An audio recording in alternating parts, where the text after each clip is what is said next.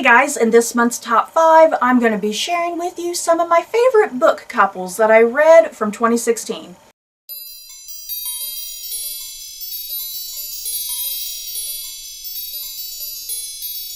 So yeah, I wanted to do something a little different this month for my top 5 because every year in February for top 5, I've managed to do something related to couples, you know, book couples. One year I did just my favorite overall book couples, and then another year I did my favorite love triangles, and then last year I think I did my favorite like twisted couples, like dark, angsty, you know, very unhealthy couples. So yeah, I've kind of run out of Valentine theme videos for top 5 for the month of February. So I'm going to start doing something different and take the previous year and talk about my favorite couples from the previous year from the books that I read that year. Does that make sense? I feel like I did not make any sense whatsoever, you guys. So yeah, essentially what I'm trying to say, the couples in this top 5, they all come from books that I read last year in 2016. At number 5, I have Aeon and Lord Ido from the Aeon duology by Alison Goodman. And I guess just a precursor here, these two aren't a couple in a traditional sense, because they don't really like get together in that way, if you know what I mean. Yeah, I put them on this list because of the nature of their relationship and the potential that could have been there. But yeah, if you don't know what the Aeon duology is about, it's a fantasy world that's highly influenced by Asian mythology and Asian culture. And it follows this young girl named Aeon who has to masquerade as a young boy in order to train to become a dragon eye. And the dragon eyes in this world, they're people who can control these spiritual dragons. They're not real physical dragons, they're like spiritual dragons. And they can help control like the element. It's kind of very Avatar: The Last Airbender-esque, if you will. So yeah, the reason why I put Aeon and Lord Ido on this list, it gets to me, guys, it gets to my feels, it gets to what I personally kind of enjoy. I love dark and angsty couples, or relationships, if you will. I love heroine and villain pairings. Maybe I'm a weirdo, but I love that sort of thing. I love kind of analyzing relationships like that. And yeah, Aeon and Lord Ido, they have one hell of a fucked up relationship. But so fascinating. It's all about power and ambition, essentially. And Lord Ido, he claims he wants the best for Aeon, you know, pushing her to be a dragon eye and develop her special gifts and powers. But yeah, Aeon, in the meantime, you know, she has her own personality. She doesn't want to be controlled by people, especially by someone like Lord Ido. So yeah, it's a very fascinating, interesting dynamic between these two. And like I said, I have a soft spot for heroine and villain pairings, and these two definitely hit me right here. At number 4, I have Jamie and Claire from Dragonfly and Amber by Diana Gabaldon. And I'm not going to lie, guys, since I'm going to be reading a book a year from this series, that's kind of how I've been fleshing out the series and going through it. Instead of binging the whole series, I've just been reading one book a year to kind of go along with the TV show. So Jamie and Claire are most likely going to be on my list every year. If I keep doing this video every February, Jamie and Claire are most likely going to pop up on it every year. So yeah, Dragonfly and Amber, Jamie and Claire, I freaking love these two, especially in this book. In this book, without going into too many spoilers, Jamie and Claire, they go to France with the intention of trying to stop this upcoming rebellion that's going to be happening in Scotland in the near future. So yeah, Jamie and Claire, they have a lot on their shoulders. They're trying to predict the future, stop the future, and you know how that is in books and movie and television. You know, whenever you try to to fix the future and make things not happen. You know, things go terribly wrong. So yeah, Jamie and Claire, they're doing a lot here. Not quite sure what they're messing with exactly, but they have high hopes that they can change the future, essentially. And Jamie and Claire's relationship, it is put to the test in this book in extreme ways. And yeah, I can't talk about a lot of it because a lot of it is spoilers. But yeah, they have such an interesting, fascinating relationship because their relationship is ultimately built on trust, and that they have to open up to each other and share their feelings, you know, which a lot of book couples, they don't do that, you know, and Jamie and Claire are kind of one of the few couples that share openly their feelings with one another. And yeah, when they're angry with each other, they say so. If they're happy with something someone has achieved, then they say so, you know. So yeah, they're very complementary with each other, I think. And yeah, a very heartbreaking conclusion, you guys. I need book 3 right now in my life. At number 3, I have Empress Elisabeth, or Stacie as she is more commonly known, and Captain Bay Middleton. And I think this is my only historical couple on this list. I'm looking at my list. Yeah, this is my only historical couple.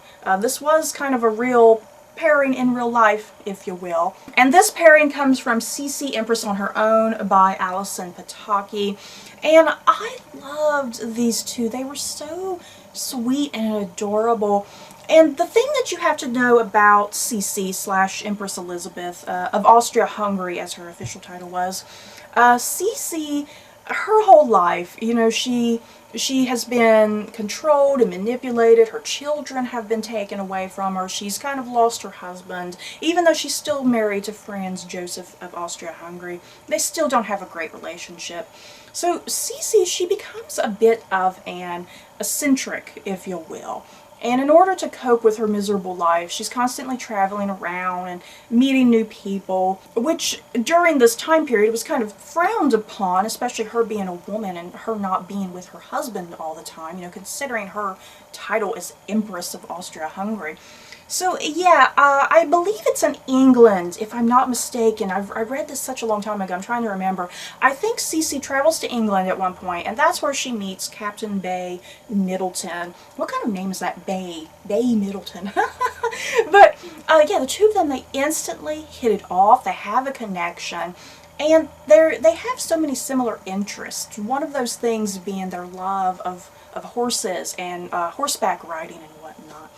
And yeah, if you know the history, the two of them, things don't work out ultimately. They don't wind up together, and it's kind of sad. But yeah, for the time being, they have a great relationship with one another that has a lot of potential, but they both have to kind of do their duties elsewhere.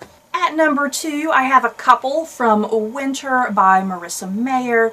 Now, how do you pronounce this one guy's name, you guys? Because my pairing is Winter and Jackin. That's how I pronounce his name, you guys. I have been pronouncing it Jackin, but then it kind of occurred to me, is his name pronounced Jason? It's spelled Jacin. So yeah, I was pronouncing it Jackin, but then, yeah, is it Jason? I don't know. Someone please tell me down below. But yeah, that's my number 2 pairing. It is from Winter by Marissa Mayer. Winter and Jackin. I'll call him Jackin for the time being because I'm really confused. If you don't know what Winter is about, it is book 4 in the Lunar Chronicles series. And the Lunar Chronicles is a series that are fairy tale retellings, and Winter is a retelling of the Snow White story. And yeah, you have Winter, who's obviously Snow White, and then Jackin kind of is sort of the huntsman figure, but in the story he's like a palace guard that escorts Winter around and stuff. And I freaking love Winter and Jackin, you guys. They are so precious, they are so adorable. And here's what you have to know about their relationship. And not only is it a forbidden relationship, you know, considering their different stations in life, but Winter, she has the lunar sickness, is kind of how they word it. The lunar people, they live on the moon, and they have to use their powers of manipulation.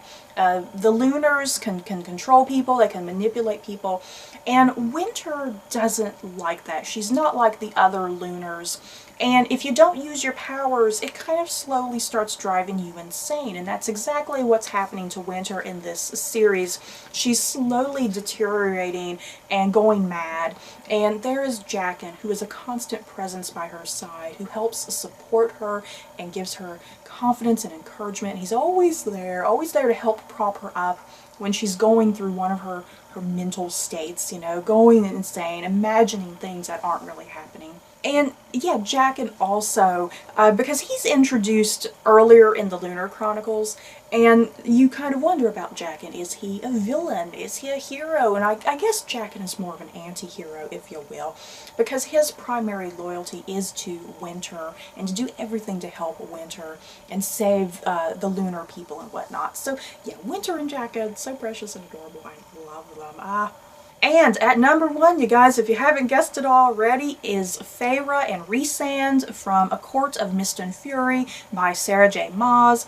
Woo! Oh my goodness. Farah and Reese. I need a fan. I need a fan, you guys. Woo. These two are hot, steamy, sexy.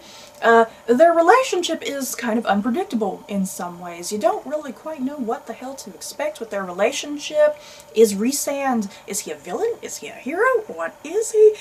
Because sometimes it seems like Rhysand is being manipulative to her and doing horrible things, but then you get the reasoning behind certain things, and what he's actually doing, he's trying to actually help her and help her with her gifts and powers since she's a fairy now. And oh my god, so good, you guys. And what to say? What can I say? I can't give you any spoilers.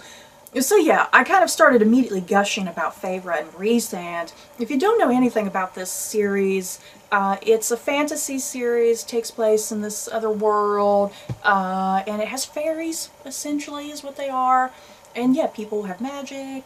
And of course, there's a dark presence lingering in the background, which is going to be coming into play in book 3, which I can't wait for. And the best way to describe just the series in general, it's often compared to like Beauty and the Beast, for instance, because in book 1, Farah is kidnapped by a beast-like creature, and her and this guy kind of hit it off. But then yeah, in book 2, she kind of leaves that other guy for Rhysand.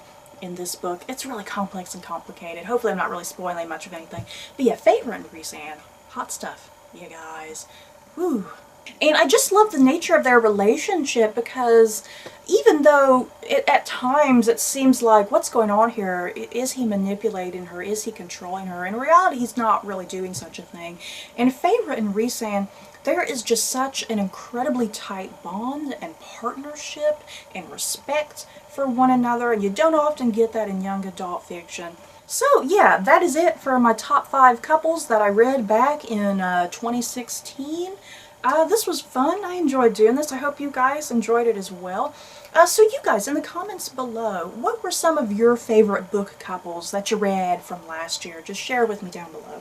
So that's it for this video. I hope you guys enjoyed. Don't forget to like, comment, and subscribe. And if you like this video, you may like these other videos. Bye guys.